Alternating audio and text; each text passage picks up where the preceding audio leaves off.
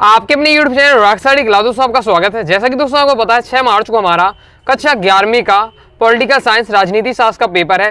लगातार दोस्तों मैं आपको तैयारी करा रहा हूँ ओके, और इसीलिए दोस्तों मैं आपको पहले ही 2 अंकीय 3 अंकीय महत्वपूर्ण प्रश्न आपको बता चुका हूँ ओके। क्रम से वीडियो देखना चाहते हैं, साथ ही वस्तु ने भी बताएं ओके, तो क्रम से वीडियो देखना है आपको। तो क्या है, अलग से मैंने प्लेलिस्ट बना दी है, क्लास 11 पॉलिटिकल साइंस वार्षिक परीक्षाएं पढ़े क्वेश्चन 2024 के नाम से प्लेलिस्ट है। प्लेलिस्ट पर जाकर क्रम से वीडियो देखकर आप तैयारी कर सकते हो। तो 4 अंकीय महत्वपूर्ण प्रश्न का ये पार्ट 2 है ओके, इससे पहले एक और पार्ट आ चुका है ओके, अंतिम पार्ट है। तो 4 अंकीय प्रश्न और भी जो आपको तैयार करने चाहिए मैं बता देता हूँ ओके, तो आपको इन्हें जरूर तैयार कर लेना है। देख लेते हैं। तो सबसे पहले आपको तैयार करना है स्वतंत्र होने का क्या अर्थ है। प्राकृतिक स्वतंत्रता एवं नागरिक स्वतंत्रता में आपको क्या 3 अंतर पूछे जा रहे हैं ओके, मतलब ओके स्वतंत्रता की परिभाषा पूछी जा रही है और प्राकृतिक स्वतंत्रता और नागरिक स्वतंत्रता में आपसे अंतर पूछे जा रहे हैं। महत्वपूर्ण है आपका ये अंतर। तो स्वतंत्र होने का अर्थ है उन सामाजिक प्रतिबंधों को कम से कमतर करना जो हमारी स्वतंत्रता पूर्वक चयन करने की क्या क्षमता को रोक टोक करते हुए। अब क्या है, प्राकृतिक स्वतंत्रता और नागरिक स्वतंत्रता में आपको अंतर बताने हैं। तो ये आपके अंदर दिए हुए अच्छे से याद कर लिए, आसान है। पहला है कि प्राकृतिक स्वतंत्रता क्या है, यह स्वतंत्रता मनुष्य को क्या है स्वाभाविक गुण है, जबकि नागरिक स्वतंत्रता ये समाज से प्राप्त होती है। और प्राकृतिक स्वतंत्रता में क्या है, इस पर अंकुश समाज लगाता है, जबकि नागरिक स्वतंत्रता में इस पर अंकुश क्या है राज्य द्वारा लगाया जाता है। और इसकी रक्षा क्या है समाज करता है प्राकृतिक स्वतंत्रता की, और इसकी रक्षा कौन राज्य करता है नागरिक स्वतंत्रता की। कंप्लीट हो जाता है। आगे देख लेते हैं। आगे दोस्तों हमारा नेक्स्ट क्वेश्चन है सामाजिक प्रतिबंधों से क्या आशय है, क्या किसी भी प्रकार के प्रतिबंध स्वतंत्रता के लिए आवश्यक है। तो देख लेते हैं हम सामाजिक प्रतिबंध क्या है। तो सामाजिक प्रतिबंधों का अभिप्राय सामाजिक बंधन एवं अभिव्यक्ति की स्वतंत्रता पर सकारात्मक नियंत्रण से होता है। यह नियंत्रण कानून रीति रिवाज धर्म एवं न्याय का फैसलों इत्यादि के आधार पर लागू किए जाते हैं, जिससे समाज में शांति एवं सौहार्द का वातावरण बनने में मदद मिलती है। अब ये हमारा आगे बताया जाएगा किसी भी प्रकार के प्रतिबंध स्वतंत्रता के लिए आवश्यक है। तो हमारा ये समझा गया है, तो इसे आपको अच्छे से तैयार कर लीजिएगा ओके। ये आपका पूरा दिया सॉल्यूशन के साथ मैं आपको बताते हुए समझाते जा रहा हूँ ओके। आगे देख लेते हैं। नेक्स्ट क्वेश्चन हमारा भारतीय संविधान में सामाजिक न्याय से संबंधित प्रमुख 4 उपबंधों की चर्चा कीजिए। तो देख लेते हैं भारतीय संविधान में सामाजिक न्याय से संबंधित उपबंध कौन कौन से हैं। तो इसमें पॉइंट वाइज पॉइंट से दिए हुआ है आपको, तो इसे तैयार कर लीजिए आपके दिए हुए क्रम से। तो काफ़ी लॉन्ग है, तो मैं आपको क्या समझा नहीं, मैं आपको बता दे रहा हूँ जैसे मैं आपके और भी आगे क्वेश्चन आपको बता सकूँ। नेक्स्ट हमारा क्वेश्चन है भारत में सामाजिक न्याय प्राप्त करने के लिए मौलिक अधिकारों में कौन सी व्यवस्था की गई है, कोई 4 आपको बताना है ओके। तो देख लेते हैं हमारे सामाजिक न्याय प्राप्त करने के लिए मौलिक अधिकारों की कौन सी व्यवस्था है।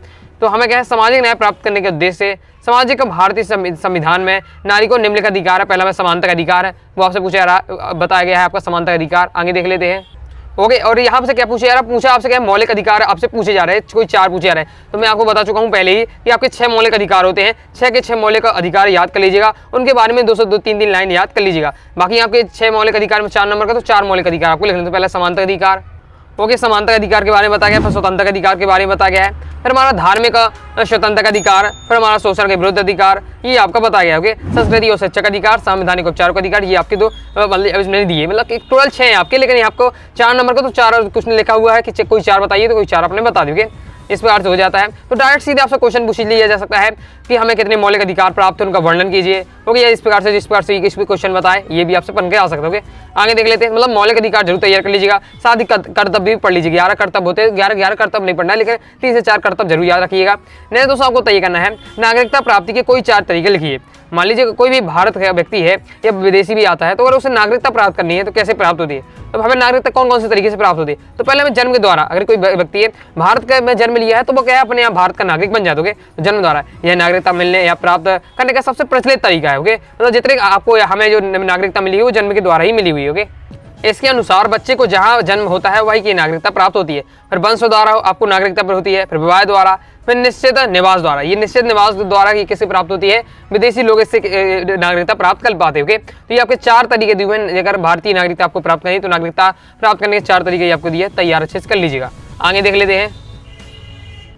आगे दोस्तों हमारा नेक्स्ट क्वेश्चन है नागरिकता समाप्ति के कोई 4 कारण लिखिए। अगर ओके और कोई व्यक्ति अगर भारतीय नागरिक है ओके, नागरिकता उसे प्राप्त है, तो उसकी नागरिकता समाप्ति भी हो सकती है। तो क्या कारण हो सकते हैं कि उसे नागरिकता समाप्त हो जाए ओके। तो ये आपके दिए हुए हैं। पहला है स्वेच्छा से नागरिकता त्याग करना, मतलब व्यक्ति अगर स्वेच्छा से भी नागरिकता त्याग कर सकता है। मान लीजिए कोई भी व्यक्ति भारतीय है और विदेश में जाकर रहने लगता है, वो कई साल वहीं रहता है और पर भारतीय की जो नागरिकता है वो त्याग देता है, तो अपने मन से भी त्याग सकते हैं, एक तरीका होता है। दूसरा विवाह द्वारा, विवाह भी नागरिकता की समाप्ति का एक साधन है। जब एक देश की स्त्री किसी दूसरे देश के पुरुष से विवाह कर लेती है तो वह स्त्री अपने पहले वाले देश की नागरिकता खो देती है। फिर तीसरा है लंबे समय तक अनुपस्थित होना। अगर आप लंबे समय तक देश से बाहर हैं ओके और आपका आता पता नहीं चल रहा तो आपकी नागरिकता खत्म की जा सकती है। जैसे किसी अन्य देश की नागरिकता ग्रहण करने पर, कि भारत में ये नियम है, यदि आप किसी अन्य देश की नागरिकता ले लेते हैं तो फिर आपकी भारतीय जो नागरिकता है वो भी अपने आप खत्म हो जाएगी।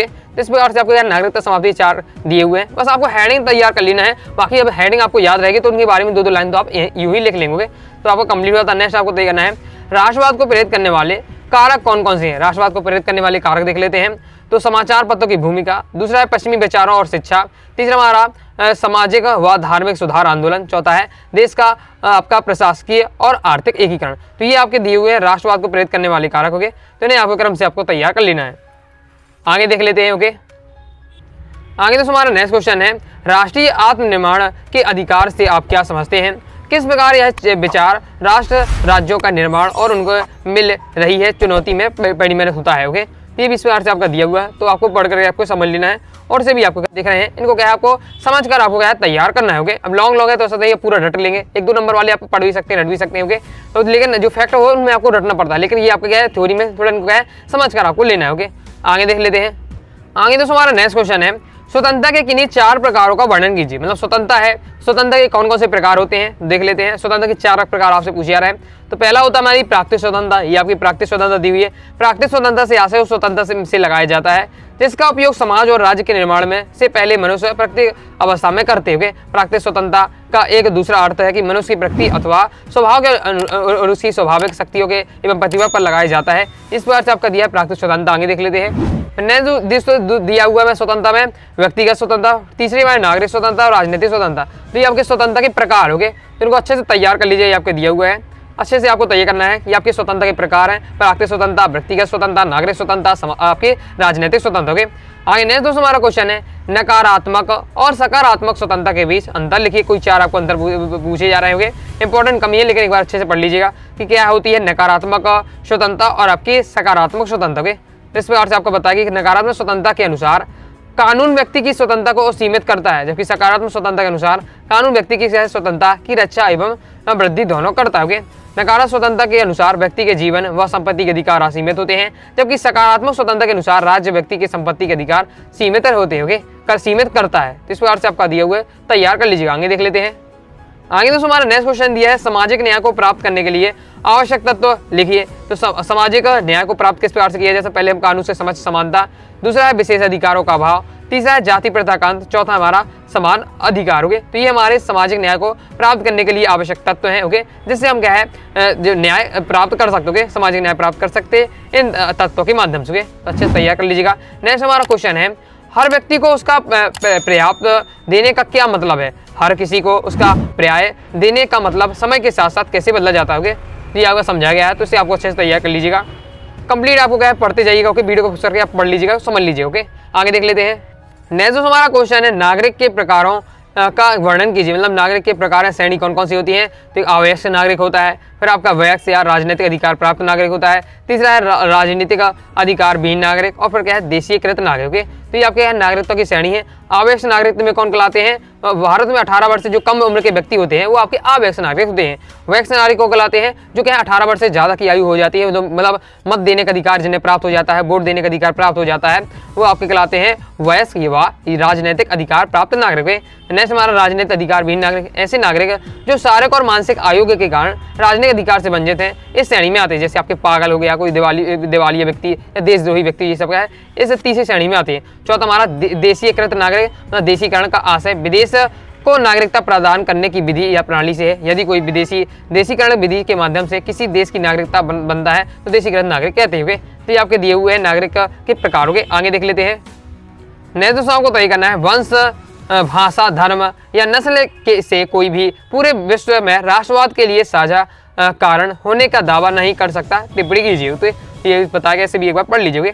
तो इस प्रकार से दोस्तों मैंने आपको क्या महत्वपूर्ण 4 अंकीय प्रश्न बताए हैं। और इससे पहले 2 अंक के 3 अंक के प्रश्न बता चुका हूँ। ओके, वस्तुनिष्ठ बता चुका हूँ। क्रम से वीडियो देखना चाहते हैं तो class 12th class 11th political science वार्षिक परीक्षा इंपॉर्टेंट क्वेश्चन 2024 के नाम से प्लेलिस्ट है। प्लेलिस्ट पर जाकर क्रम से वीडियो देखकर आप तैयारी कर सकते हैं। तो आई होप दोस्तों आपको वीडियो पसंद आएगी। वीडियो लाइक करके चैनल से जुड़ गया और दोस्तों डाउट आया कमेंट बॉक्स में जरूर पूछ लीजिएगा। टेलीग्राम चैनल ज्वाइन कर लीजिएगा, साथ ही इंस्टाग्राम फॉलो कर लीजिएगा। मिलते हैं नेक्स्ट वीडियो में, तब तक के लिए बाय बाय।